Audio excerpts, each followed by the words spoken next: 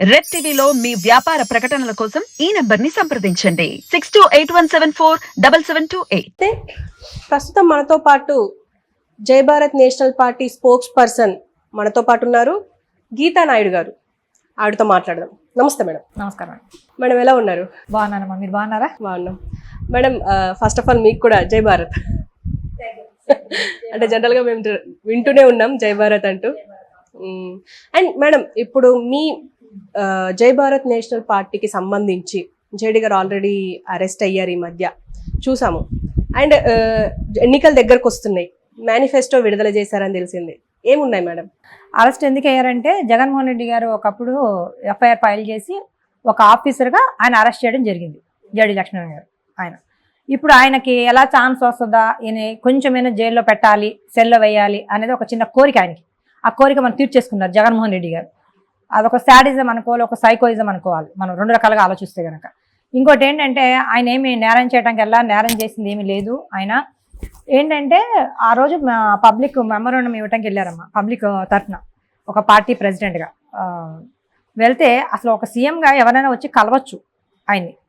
ఆయన అందులో జేడీ గారు ఒక పార్టీ అధ్యక్షులు, ఆయన ఇప్పుడు పెట్టిన పార్టీకి. కాబట్టి కలిసి ఏం చెప్తారు అంటే వినాలి, అసలు ఏం జరుగుతుంది అనేది లేకుండా ముందే పోలీసులు మార్నింగ్ అలర్ట్ చేసేసి వాళ్ళందరికీ ఎవరు వచ్చినా సరే అరెస్ట్ చేసేయండి, రానివద్దు, నేను కలవనని చెప్పారంట.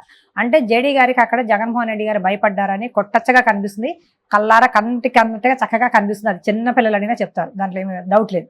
జేడీ గారు అంటే మాత్రం గుండెల్లో రైలు మాత్రం పరుగుతుంది జగన్మోహన్ రెడ్డి గారు, దాంట్లో నో డౌట్ అనమాట. ఇంకోటి ఏంటమ్మా అడిగో, మేనిఫెస్టో గురించి అడిగో.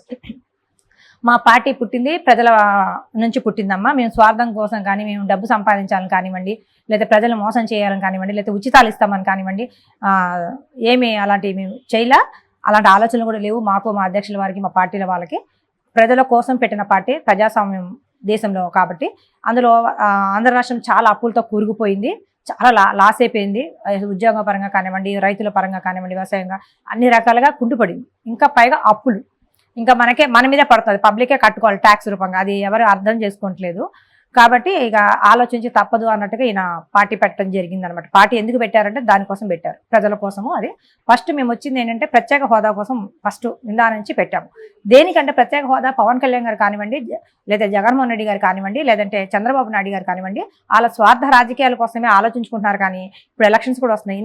అంతకుముందు 5 సంవత్సరాలు ఆయన పరిపాలించారు చంద్రబాబు గారు. ఎప్పుడైనా ప్రత్యేక హోదా గురించి ఎందుకు గట్టిగా మాట్లాడలేకపోయారు? ఎంపీలతో కానివ్వండి, ఏదైనా కానీ మాకు కావాలని ఎందుకు ధర్నాలు చేయలేకపోయారు? ఎందుకు వెళ్ళి మోడీ గారిని కలుస్తున్నారు? ఏం మాట్లాడుతున్నారు? మాట్లాడినప్పుడు కనీసం మాకు ప్రత్యేక హోదా కావాలి, చాలా లాస్ అయిపోయింది. ఎక్కువగా ధనిక రాష్ట్రం ఏదంటే మన తెలంగాణ.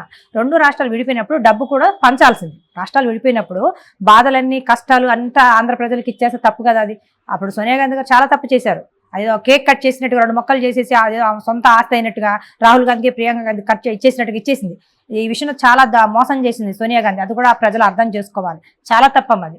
ఒక రాష్ట్రాన్ని చీల్చి ఇచ్చేసే బాధ్యత అసలు అంత సీన్ ఎవరికి లేదు, ఇక్కడ చేయకూడదు కూడా, అది ఉండాలి. అలాగే ఇది కేసీఆర్ గేమ్ ఆడారు ఇక్కడ. కేసీఆర్ గారు ఏంటంటే అయిపోతే నిరాధ్యక్ష అని చెప్పే వల్ల దానివల్ల ఏమైనా అయిపోద్దామని చెప్పి ఇచ్చారు. కానీ ఆయన కూడా ఇక్కడ సీఎం అవ్వాలని చెప్పేసి చేశాడు, ఒక రాష్ట్రం పెట్టుకొని. అది అంత రాజకీయాలు, స్వార్థ రాజకీయాలు అంతేనమ్మా. అలా కాకుండా మేము ప్రజల కోసం పెట్టాం, ప్రత్యేక హోదా కోసం పెట్టాం. తర్వాత స్టీల్ ప్లాంట్ వైజాగ్లో కూడా ప్రైవేటీకరణ చేస్తానే ఈ మధ్యకాలంలో బాగా దుమారం రేపిన వార్త అది. ప్రజలు కూడా బాధపడుతున్నారు, అక్కడ కార్మికులు కూడా బాధపడుతున్నారు. చాలాసార్లు ధర్నా కూడా చేశారు, అరెస్టులు జరిగినాయి, చాలా మనం చూస్తూనే ఉన్నాం. ఈ రెండింటి మీద మెయిన్ మేము పెట్టామమ్మా. తర్వాత రాష్ట్రం ఒకటి వెనకబడిపోయింది, యువతికి ఉద్యోగం లేదు, ఇవన్నీ కలిపి మేము పెట్టాము. అంటే మేము ప్రజల నుంచి పుట్టిన పార్టీ మా జై భారత్ నేషనల్ పార్టీ అని ఒక మాటలో చెప్పాలి. రెండోది మేనిఫెస్టో వచ్చి కూడా మా స్వార్థంగా అక్కడ ఏం రాసుకోవాలా. అలాగే జగన్మోహన్ రెడ్డి గారు ఉచితాలు అని చెప్పి చాలా ప్రజలకి ఇచ్చారు, మభ్యపెట్టారు. ఆ ఉచితాలు ఆయన ప్రింట్ చేసి డబ్బులు ఏమన్నా ఫ్రీగా ఇస్తున్నారా, లేదా నాన్నగారు ఆస్తులు ఇస్తున్నారా? లేదు, అది కూడా ప్రజలదే. ప్రజలు మనం ట్యాక్స్ కడుతుంటే ఆ డబ్బులు తీసుకెళ్ళి మళ్ళీ ఉచితాలు ఇస్తున్నారు. ఒక పక్కన ఇస్తున్నారు, ఒక పక్కన లాక్కుంటున్నారు ఆయన. అది అందరికీ తెలుసు. అన్ని రకాలుగా మోసం చేస్తున్నారు ప్రజలు, మోసపడ్డారు కూడా. కాబట్టి ఇవన్నీ కూడా ఆలోచించడానికి బాధ అనిపించి జేడీ లక్ష్మణ్ గారు మన December 22 విజయవాడలో పార్టీ కొత్తగా పెట్టడం జరిగిందమ్మా.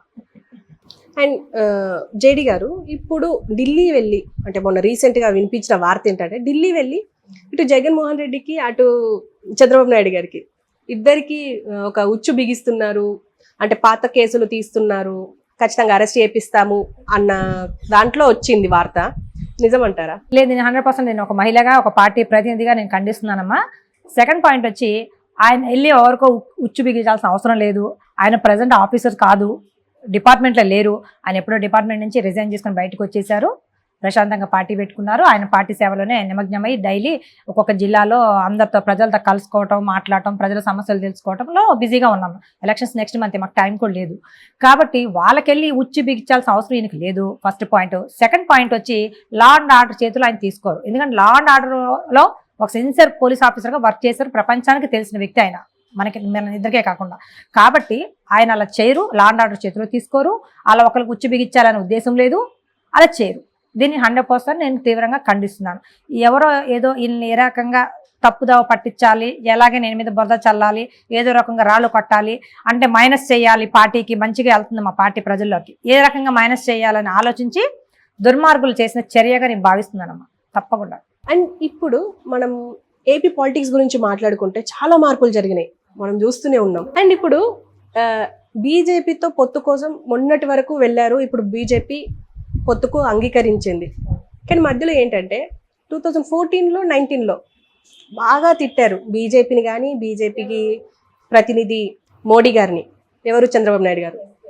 తిట్టినప్పటికీ మళ్ళీ ఇప్పుడు పొత్తు పెట్టుకున్నారు. అంటే ఇప్పుడు ఏమనుకోవాలంటే బీజేపీకి ఆలోచించకుండా పొత్తు పెట్టుకున్నది అనుకోవాలా, లేకపోతే టీడీపీ దిగజారింది అనుకోవాలా? ఒకటి ఫస్ట్ వచ్చి పవన్ కళ్యాణ్ గారికి, జనసేన అధ్యక్షుడు పవన్ కళ్యాణ్ గారికి బీజేపీతో మంచి సంబంధాలు ఉన్నాయేమో ఫస్ట్ నుంచి కూడా, పార్టీ పెట్టినప్పటి నుంచి కూడా.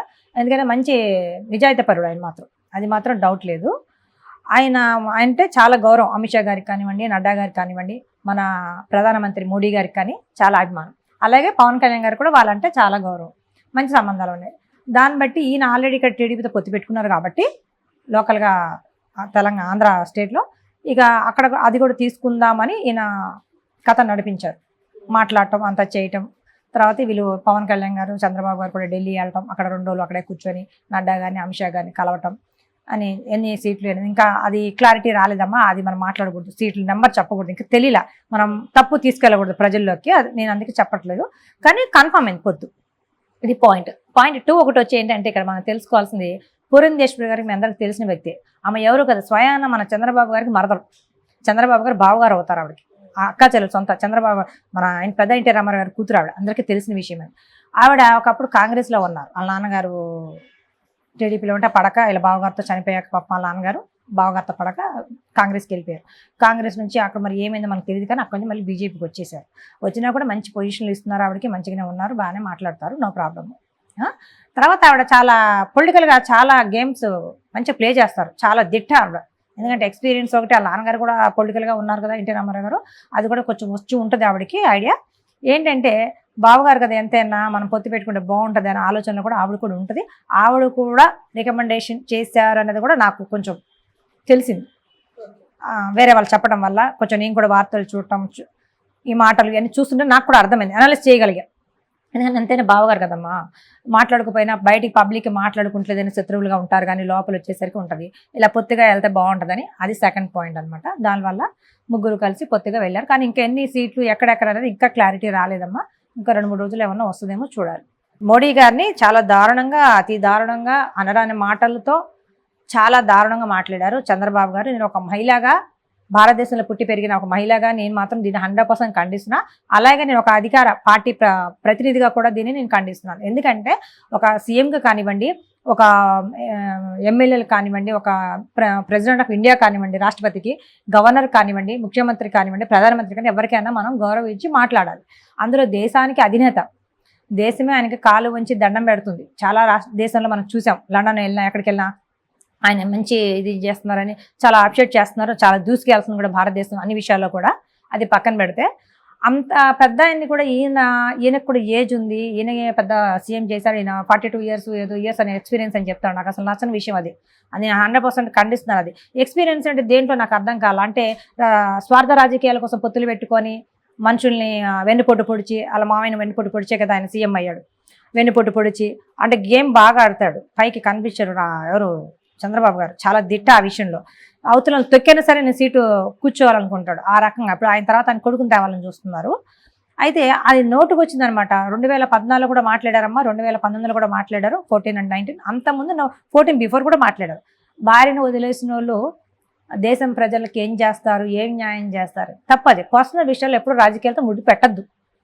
ఎవరి పర్సనల్ లైఫ్లో వాళ్ళకు ఉంటాయమ్మా, ఎవరికి లేవు పర్సనల్ లైఫ్లో? తీస్తే చాలా ఉంటాయి, ఫ్యామిలీలు కూలిపోతాయి, అంతే కదా, విడాకులు అయిపోతాయి. అట్లా వద్దు. ఇప్పుడు మనం పర్సనల్ విషయాలు పెట్టుకుంటామంటే పెట్టుకుందాం ఒక రోజు, దానికి అన్ని ప్రూఫ్స్ తెచ్చుకుందాం, కూర్చుందాం, వైసీపీలో టీడీపీలో అన్ని పార్టీలో తీసుకొచ్చి మాట్లాడదాం. అది వద్దు. మనకేంటి రాజకీయాన్ని రాజకీయంతోనే ఎదుర్కోవాలి. అంతేకాని అక్కడ ఏమీ లేక మోడీ గారి మీద ఎలా బుద్ధ జల్లాలో తెలియక చంద్రబాబు గారికి ప్రత్యేక హోదా తెచ్చి ప్రజలకి మంచిగా చేద్దాము, స్టీల్ ప్లాంట్ ప్రైవేటీకరణ లేకుండా చేద్దాము, అలాంటి విషయాలు ఏమొద్దు. దానికి ఏ రకంగా తిట్టాలి, టైంపాస్ ఏం మాట్లాడాలి, ఒక మైక్ వస్తే ప్రజల ముందు తెలియక అది మాట్లాడుతున్నారు. అన్ఫెయిల్యూర్ పొలిటీషియన్ ఆయన మాత్రం నో డౌట్, ఆయన అన్ఫెయిల్యూర్ 100% అని మాట్లాడారు. అది చాలా తప్పు. అది ఆయన భార్యను వదిలేస్తారా, ఉన్నారా, అప్పుడప్పుడు వెళ్ళి చూస్తారా, అవన్నీ మనకు అనవసరం. ఎవరి ప్రాబ్లమ్స్ వాళ్ళకుంటాయమ్మా. ఎవరు ఇది ఏం కష్టం వచ్చిందో ఏమైందో, అసలు అంత కష్టం వస్తే వాళ్ళ భార్య వచ్చి మీడియా ముందు చెప్తుంది కదా, నరేంద్ర మోడీ గారి భార్య, ఆవిడే బయటికి రావట్లేదు. ఈయనకి ఎందుకు గుల? కత్తికి లేని దొరద కత్తిపీటకి, కందకి లేని దొరద కత్తిపీటకి ఎందుకు అన్నారంట. అట్లా ఆయన బాగానే ఉన్నారు, ఆవిడ బాగానే ఉంది, మంచిగా ఎక్కడ ఉన్నారు, మేడం గారు బాగానే ఉన్నారు. ఈయనకి ఎందుకు అది? ఈయన ఇంట్లో మాత్రం ఆడవాళ్ళు మాత్రం ఎవరైనా అంటే అందరినీ సింపతి పొందాలనే ప్రజల దగ్గర కుల్లి అని ఏడ్చేస్తుంటాడు. వీళ్ళ ఇంట్లో ఆడవాళ్ళు అంటే నీ ఇంట్లో ఆడవాళ్ళు అయితే బయట ఆడవాళ్ళు అలా కాదా? ఆడవాళ్ళు అంటే ఎవరైనా నీ ఇంట్లో అయినా మా ఇంట్లో అయినా ఎవరైనా ఆడవాళ్ళే కదమ్మా, మర్యాద ఇచ్చి మాట్లాడు. అసలు ఆడవాళ్ళు రాజకీయాలు తేకూడదు. ఇప్పుడు రోజా గారు ఉన్నారు వైసీపీలో, ఆవిడ రాజకీయంలో ఉన్నారు, ఆవిడ గురించి మనం మాట్లాడుకోవచ్చు. ఎందుకంటే ఒక ఎమ్మెల్యేగా మనం మాట్లాడచ్చు. ఏం చేశారు మీ కాన్స్టిట్యూన్సీలో, మీ నియోజకవర్గంలో ఎన్ని పనులు చేశారు, ఎంత ఖర్చు పెట్టారు, వాళ్ళంతా హ్యాపీగా ఉన్నారా, మళ్ళీ మీరు గెలుస్తారా, అసలు మీకు ఆ నమ్మకం ఉందా, టికెట్ వస్తుందా, ఇట్లా ఏమన్నా ఆమె గురించి మాట్లాడుకోవచ్చు. అది కూడా అంతవరకే. మళ్ళీ ఆమె పర్సనల్ టచ్ మనం చేయకూడదమ్మా, చాలా తప్పది. అది నేను చెప్తున్నాను. ఆమె రాజకీయం ఉంది కాబట్టి రోజా గారి గురించి మనం మాట్లాడుకోవచ్చు. అలా చాలామంది ఉన్నారు లేడీస్.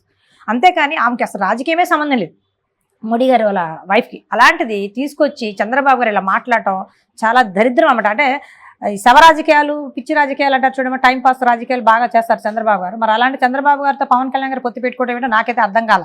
అంటే వీళ్ళ టార్గెట్ ఏంటంటే జగన్మోహన్ రెడ్డి గారిని తింపేయాలి, వెంటనే నేను సీట్ ఎక్కేయాలి. ఎవరు? పవన్ కళ్యాణ్ గారు కాదు, చంద్రబాబు గారు.